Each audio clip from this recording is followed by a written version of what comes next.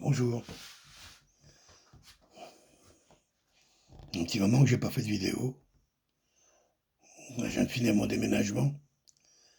Je suis un peu plus relax, donc je vais en profiter. Est venu à moi assez souvent ces derniers temps ces histoires d'intelligence artificielle.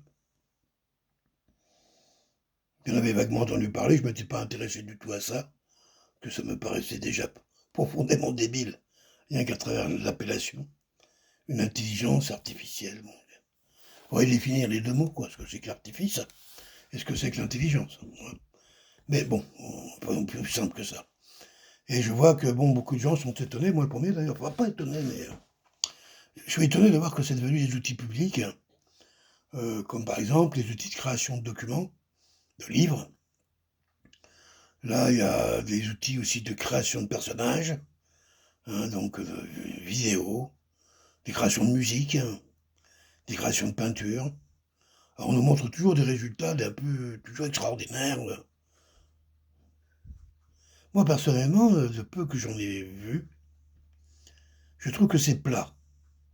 Je trouve que les œuvres d'art que j'ai vues, elles sont techniquement plates. On sent que c'est bien lissé, c'est sans aspérité, c'est ça ce qui fait quelque part une œuvre humaine. Même un tableau comme la Joconde, qui est un tableau de peinture, qui est une technicité incroyable, dans le lissage des ciels, des fonds, des ombres, de la mantille qu'elle porte sur son visage. C'est très lisse comme ça. Donc c'est un gros travail de peintre, stupato comme on disait à l'époque. Mais quand on y regarde un peu plus près, profondément, on y verra la patte d'un homme. On ne peut pas dire. Je m'aperçois par exemple que dans ce qui est de la peinture, les sujets choisis sont des sujets bateaux. C'est. Comment je peux dire ça? C'est des trucs qui, naturellement, moi personnellement, ça m'a jamais intéressé. Jamais été ému en travers les œuvres que sont censées imiter ou singer ces fameuses intelligences, entre guillemets, et artificielles, pas du tout artificielles d'ailleurs, comme la musique, pour moi, c'est vraiment de la daube, imbuvable, et quelque chose qui marche pas. J'appelle ça de la musique d'ascenseur, moi, ou d'aérogare, comme on veut, quoi. Oui, il y a des choses peut-être plus lissées, il y a eu des expériences qui ont été faites sur des grands compositeurs, mais pour n'importe qui laisse aller sa sensibilité, sa vibration humaine, on voit bien qu'il y a un endroit, quelque chose qui marche pas, quoi. Moi, ce que je m'aperçois, c'est que l'intelligence artificielle, c'est surtout que ça prend les gens pour des cons, et ça pas de façon artificielle. Pour les gens qui n'ont aucune culture, qui lisent pas, qui s'intéressent pas à l'art, qui n'écoutent pas de musique, si on leur met là tout quoi à bouffer, à consommer, ils vont dire: «Ah, ouais, ouais». Ils s'en foutent, ça veut dire, à la limite. Et si tu es vraiment un mélomane, me dis pas quelque part que la musique ça va t'impressionner parce que tu vas te dire: «Ouais, quand même, il y a quelque chose». Mais quand tu regardes bien, il y a rien du tout, il y a une imitation. La peinture, c'est exactement pareil, hein. C'est toujours les mêmes sujets à peu près, des trucs un peu, des éclairages incroyables, des bon bref. Si je veux parler de ce sujet de l'intelligence artificielle, c'est que je m'aperçois que beaucoup d'êtres humains fonctionnent comme des intelligences artificielles. Comment je dirais, des réactions émotionnelles qui les mettent dans un état de production ou de consommation de ce type d'expression qui ressemblerait à des productions d'intelligence artificielle. Ce monde qu'on commence à nous vendre pour des raisons de fric, hein. On imagine bien que le propriétaire de logiciel qui peut produire de la musique et après la diffuser, et on verra très vite que quelque part c'est toujours les mêmes, qui, eh oui, les mêmes producteurs ont acheté les ordinateurs, tout le bazar avec leurs esclaves pour produire cette merde, et pour pouvoir diffuser ça sur leur propre chaîne de télé, de radio, je ne sais trop quoi, ou sur leur label de disques, pour vendre, comment je dirais, essayer de prendre des parts de marché sur des concurrents qui sont comme eux. Moi, j'écoute aucune musique d'aujourd'hui depuis longtemps déjà. De temps en temps, un truc, on me dit: «Ah ben, il y a machin, il y a truc», voilà, parce que, je vais voir, mais moi, j'ai plusieurs dizaines de milliers d'albums, en MP3 bien sûr, qui sont, en gros, toute la discographie de ma jeunesse et d'avant, bien sûr. J'hésite pas, hein, je remonte jusqu'au début de la musique. Je prends même des musiques militaires, pour dire. Il y a longtemps que j'en ai pas écouté. Bon, en ce moment, c'est vraiment pas envie, hein. Donc, il y a un truc chez moi qui se déclenche quand on fait écouter des trucs d'aujourd'hui. Il y a un machin qui me gêne. Dans le rythme, ça fait du bruit. Dans ma vibration intérieure, ça fait du bruit. J'écoute pas. La lecture, et là, je suis pas un lecteur, je suis pas quelqu'un qui lit, j'ai pas spécialement de référence en termes de lecture, bien que je lise beaucoup, mais pas des livres particulièrement, mais j'écris par contre. J'écris beaucoup. Donc, je peux plus ou moins apprécier, quand je lis des extraits de livres, etc., la qualité de certaines œuvres. Les grands classiques français, il y en a, je sais pas moi, que ce soit Victor Hugo, que ce soit, comment elle s'appelle, Madame Bovary, Flaubert, après, plus précisément, là, le gars du Sud, là, bon, bref, je vais pas vous faire tout un éventail là-dessus, mais je connais quand même quelques-uns qui m'ont fait vraiment vibrer, un peu ressentir par mes sens, hein, ce qui était écrit, hein, m'amener dans des scènes, dans des espaces où j'étais présent. Cette capacité créative de l'écriture que de transcender, en fin de compte, ces mots pour nous les amener en forme et les faire vivre. Je suis à peu près certain que si j'étais un gars qui lit du bouquin, hein, qui en là-bas, quoi, et à un moment, j'aurais dû arrêter certainement avec certains auteurs. Donc, quand j'ai commencé à voir tous les sagas là, du Seigneur des Anneaux, qui n'ont rien à voir avec l'auteur d'origine, les sagas des gamins magiciens, là, je sais plus comment ça s'appelle, ce style là, de trucs qui n'en finit plus, inspiré des Feux de l'amour, ou de Dallas, je suppose.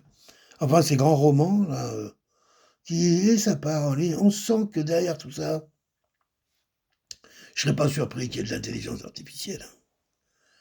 Après, il suffit de prendre une soupe, créer un personnage, après tu crées un décor, une étape, une époque, une ambiance, après 3-4 bricoles, 3-4 verbes dans tout ça, un peu de couleur, et puis ça y est, c'est parti pour tirer ça à n'en plus finir. Le tout, c'est de le vendre.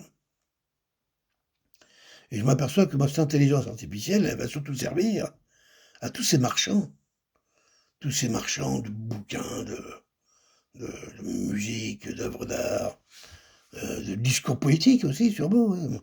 Moi, j'aime bien lire les discours politiques, ça m'a toujours assez passionné. Je m'intéresse plus à ça depuis 20 ans. Mais je serais curieux de voir, d'ailleurs, s'il y en a qu'on a, de voir s'il n'y a pas d'un coup d'intelligence artificielle. Parce que, de toute façon, ils sont de plus en plus jeunes aujourd'hui à la politique, et donc sont des gosses hein, qui sont au pouvoir et qui ont été élevés déjà avec ces outils-là. Hein, donc, en général, qui sont des gens d'une pauvreté culturelle inimaginable, crasse. D'ailleurs, ils sont choisis pour ça. Hein, on dit toujours, je parle de la politique française, par exemple, que Mélenchon, on l'admire parce que quelque part, il a une grande culture.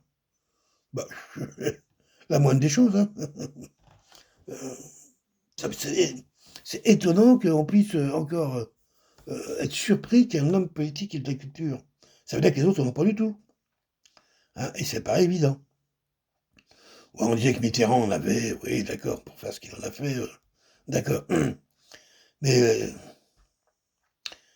je crois qu'on s'épate un peu pour cette histoire d'intelligence artificielle, beaucoup. Oui, c'est vrai que c'est dangereux, ça peut être dangereux, une société où tous les, comment je dirais, les distributeurs, les acteurs principaux qui organisent, en fait, compte à connaissance, utilisent des ordinateurs pour le faire.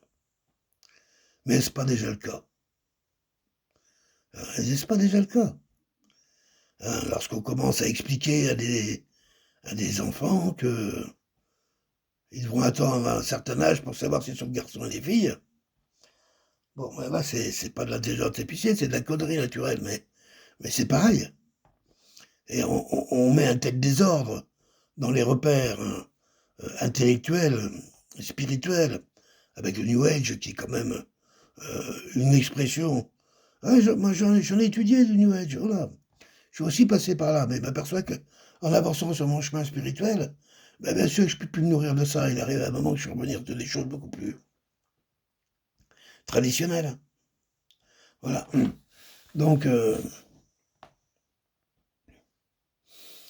oui, l'intelligence artificielle, comment je peux dire ça que là, j'étais parti pour vous faire un petit développement, mais ça m'a échappé en cours de route. Euh, Elle est dangereuse dans le sens qu'elle va robotiser l'âme des gens. Ils vont prendre comme référence des trucs qui n'ont plus de vibration, comment je dirais, universelle, humaine. Bon, on est des êtres humains. On est les créateurs de notre propre univers. C'est vrai. Voilà. Et pourtant, malgré tout, il y a longtemps qu'on a perdu tout ça de vue et qu'on pense que notre univers, nous, le soi, c'est ce qu'il y a à l'extérieur. Et l'extérieur nous est manifesté par de l'argent, du fric, de la maille, de la caillasse, de la monnaie, des pépettes, du flouze. Alors, évidemment, quand on est déjà dans les points de vue de contraction pareil, évident qu'en plus, si on t'amène une connaissance, et le pire, c'est que ça va fermer dur. Je connais, le gars, ça y est. Parce que la vraie connaissance, c'est l'expérimentation. Hein. Le reste, c'est du savoir. Si tant t'as rien expérimenté, à la limite, tu blablabla. Le feu brûle, bah oui, parce que tu t'es brûlé. Si tu t'es pas brûlé, t'as perdu feu, tout simplement. L'eau mouille, bah, c'est des choses aussi simples, ça paraît bateau ce que je dis. Mais pourtant, c'est même de ça qu'il s'agit. Tant que t'as pas expérimenté les choses, de quoi tu parles? Hein, de savoir. On m'a dit que, il a été dit que, il paraît que, toutes ces choses-là, qui sont rien, qui sont un petit bout de mental intellect et qui te donnent le sentiment de comprendre. C'est pour ça être un être humain, on n'est pas des gens qui comprenons. On est des créateurs, on n'est pas des compreneurs. On crée. Et on crée en permanence. Le pire, c'est qu'on fait. Mais on le fait aujourd'hui dans la négation de soi-même. On se nie. Et tout d'un coup, on dit oh, la jolie musique. Mais non, c'est de la merde. Ça va jamais te rendre heureux. Ça va pas soigner tes souffrances, ça va pas te guérir. La musique guérit. Allez-y, si vous êtes dépressif et vous mettez une belle musique, quelque chose voilà, qui est solide, vous allez voir, vous allez en sortir de la dépression. En tout cas, on va limiter les crises. Pareil, si vous accrochez au mur, chez vous, des reproductions même, mais de belles œuvres picturales, quelles qu'elles soient, vous verrez qu'elles ont des vertus. Hein, c'est évident. Mais si vous accrochez tout ce qu'il y a d'aujourd'hui, là, ténébreux, sombre, dégueulasse, gris, sale, la peinture n'a pas de raison à être sale. J'entends bien ce que je dis, sale. Et on le sent. Eh ben, c'est ce que vous ressentez comme vibration. Donc le monde, guidé par ces marchands-là, c'est des marchands, hein, des gens qui font ça pour faire du fric. Eux-mêmes vont s'y perdre là-dedans. Mais comme leur seul objectif c'est de faire du pognon, qu'ils sont complètement convaincus que la vie éternelle n'existe pas, que pour eux c'est les gens comme eux qui sont éternels. Hein, ils en font un peuple. Et ils se disent, nous sommes un peuple éternel.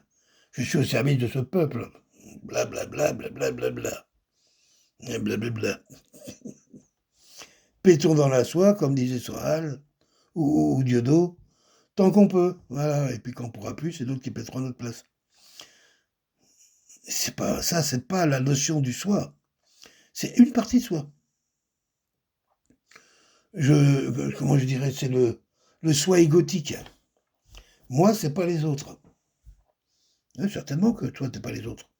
Heureusement d'ailleurs. Mais toi, sans les autres, t'es rien du tout. Rien. Toi, dérelié, non relié. La vie, c'est pas quelque chose qui va juste à côté de toi, ça se borne. Et puis, hop, et l'autre, c'est pareil, et puis entre les deux, il n'y a rien, quoi. Hein, c'est comme on parlait de ce fameux vide sidéral.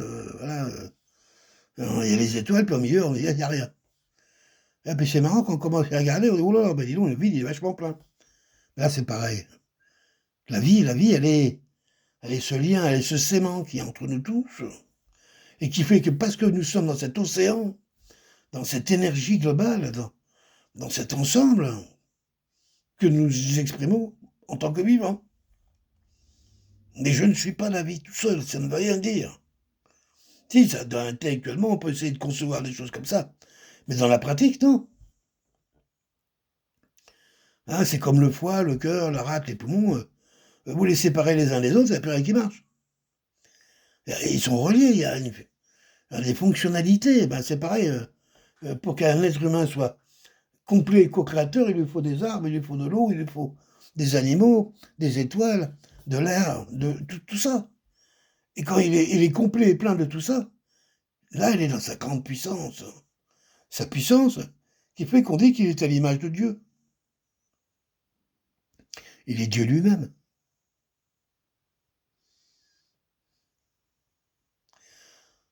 Ce n'est pas l'arrogance que de dire ça. Au contraire, c'est une grande responsabilité.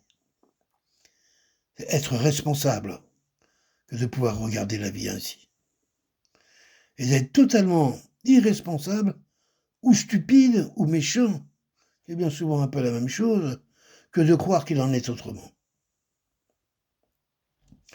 L'humanité vit en esclavage depuis que des types ont réussi à raconter des histoires absolument abracadabrantesques en disant qu'il y avait un dieu qui avait des caractéristiques d'un type méchant, qui avait des jugements, des appréciations, qui aimait certains hommes et pas d'autres. Enfin, toutes ces conneries-là.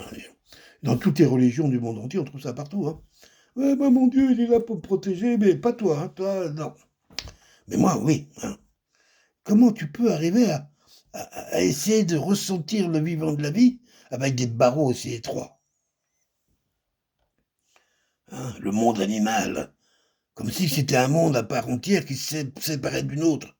Vous n'avez jamais vu d'animalité, la vôtre et celle des autres? Les humains sont des animaux, mais pas que. Et les animaux sont des animaux, mais pas que non plus. Les plantes sont... Ah oui, on découvre l'intelligence des plantes, des arbres. Certainement pas artificielle, par contre. Hein. Une vraie. La nature, le naturel. Alors, là, si je me laisse aller dans ces voies, bon, faire une vidéo 3 jours. L'intelligence artificielle, pour moi, c'est un marché. C'est un marché qui présente, disons, des beaux atours. Et surtout qui s'adresse aux gens qui ont peu de repères culturels, traditionnels, qui se seront très vite bernés par toute cette machinerie qui sert ni plus ni moins l'intérêt de marchands qui dirigent le monde, de commerçants. Rien que ça. Voilà. Pauvre humanité, nous en sommes bien, bien, bien loin de l'amour, de tout ça. Bien loin de la beauté, de la vérité. On a confié notre destin à des machines, des tas de petits larbins de luxe servent cette intelligence artificielle afin de soumettre tous les hommes, tous, parce qu'ils savent très bien que tant qu'il y en aura un seul qui gardera son intégrité complète, jamais vous ferez disparaître l'humanité. Jamais. L'humanité est irréductible, qu'on le veuille ou non. pourrait massacrer, remassacrer, massacrer encore. Il y aura quelque chose d'extraordinaire qui fera que un homme, une femme, ensemble, se retrouvant dans des conditions du naturel à nouveau, retrouvera sa capacité créative immédiate, co-créative immédiate, et sera, en l'espérant, capable de rebâtir à nouveau des chemins. Moi, c'est en ça que je crois. L'intelligence artificielle, ça me fait sourire. Moi, je connais l'intelligence du cœur, l'intelligence du naturel, l'intelligence de la vie, et elle n'est pas du tout artificielle. Bye bye, merci.